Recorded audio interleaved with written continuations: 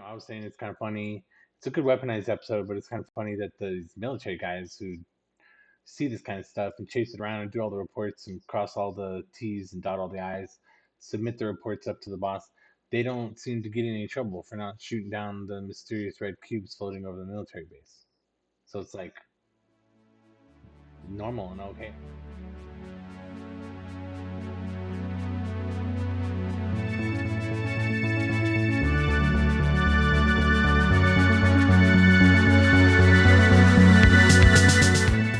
Make sure to like the videos, subscribe to the channel, share in all the places with all your friends. Do all the things in all the places. Go do it right now. Ross Coulthart, Jake Barber, Skywatcher is finding things that are not known objects. Reality Check, NewsNation. It's got a new guy, Matthew Pines. He's the new dude on the right. He's clean cut.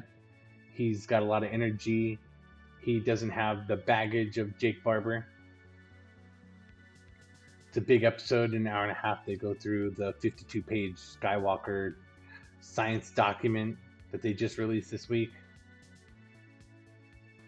Skywalker's come up with a whole bunch of new terms.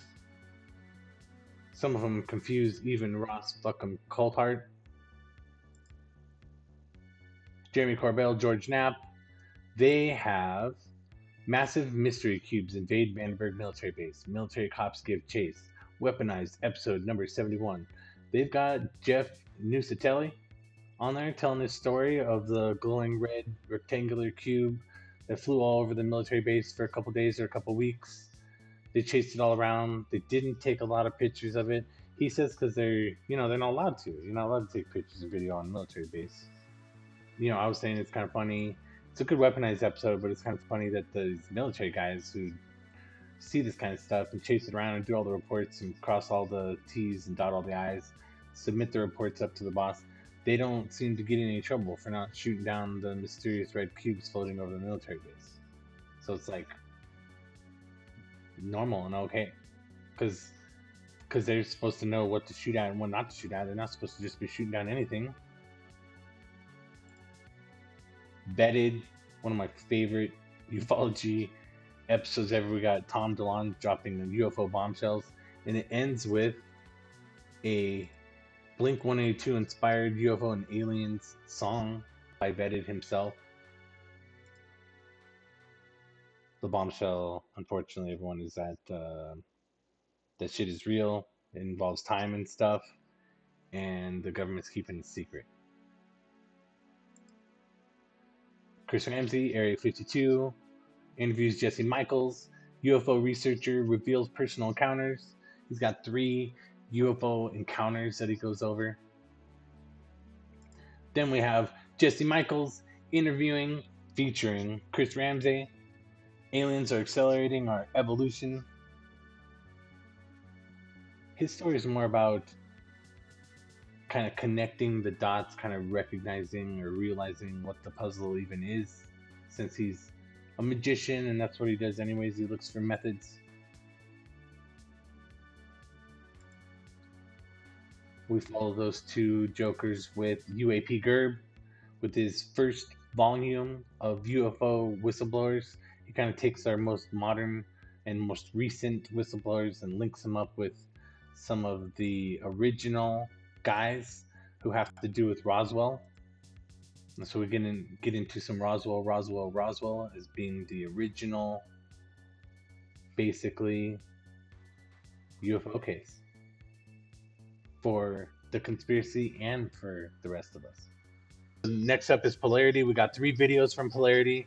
Polarity is one of my favorite actual young gun ufologists. He's not a Corbell clan guy.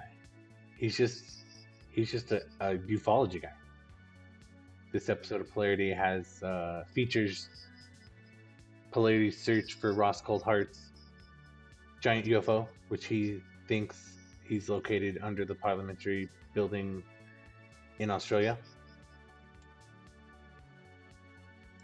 Next one on the Pine Gap area in the Northern Territories of Australia, where the rest of the weirdo ufology and CIA and UAP stuff goes on in Australia. Then we have a great episode, 1 hour long, on how ancient Egypt became a UFO disclosure cult in modern America.